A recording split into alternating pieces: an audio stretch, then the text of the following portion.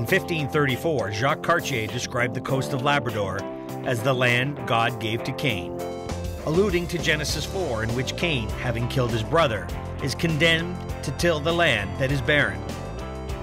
At first glance, this may seem like a fitting description of Labrador.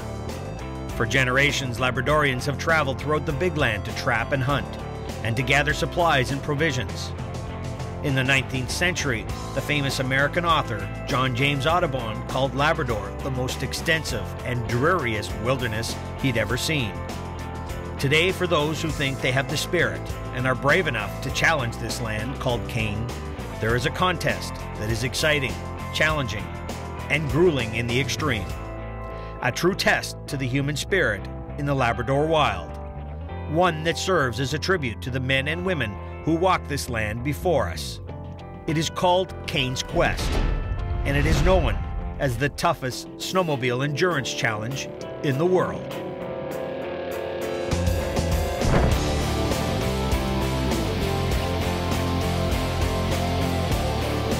Cain's Quest began in 2006 with 15 teams racing from Labrador City to Churchill Falls and back again.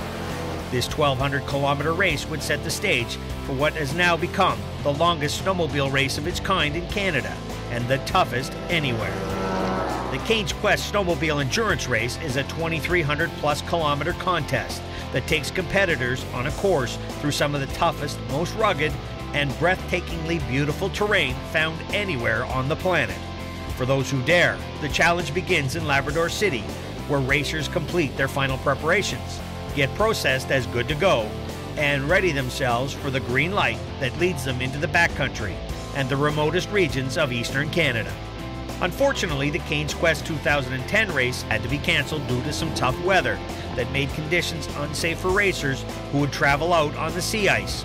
This cancellation was sad news for the good folks on the northeast coast in Postville, Makkovik, and other villages under the Nunatsiavut government, who all went to a lot of hard work to welcome the teams at their checkpoints.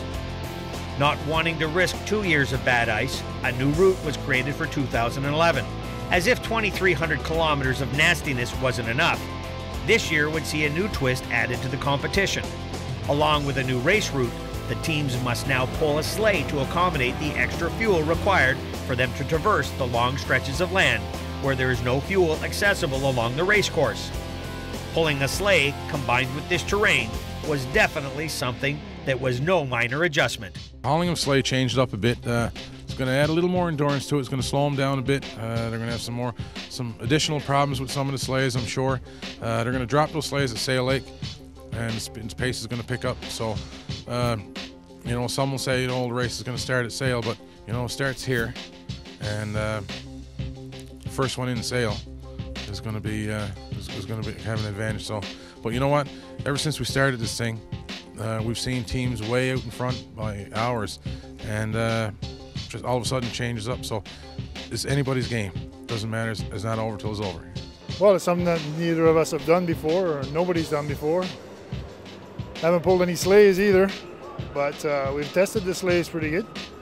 We've got a pretty good speed, small sleighs, light pull, don't burn any fuel. We're ready. We're ready. What I see, the other sleighs, I mean, we got as good as anyone else. A lot of people are taking for granted the fact that you're pulling the sleigh. It is going to make a difference. A lot of people are going to take chances, probably not thinking about the sleigh behind, you know, and the competitive edge, you know, comes out with two guys running down the lake, and you don't think what you're dragging, and then it's you know, I've been up there, and it's a hell of a terrain. It's rocky, as you can imagine, and it'll take a toll out of your equipment if you're not careful. It's such vast country, you know, we're talking, you know, 600, 700, 800 kilometers up one way, 1,000 kilometers down the other way.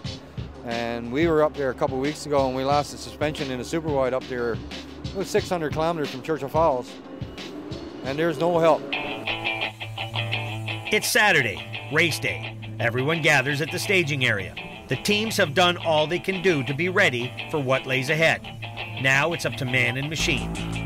At this point, everyone believes they have a shot at winning, but given some previous race results, many will be satisfied with just finishing.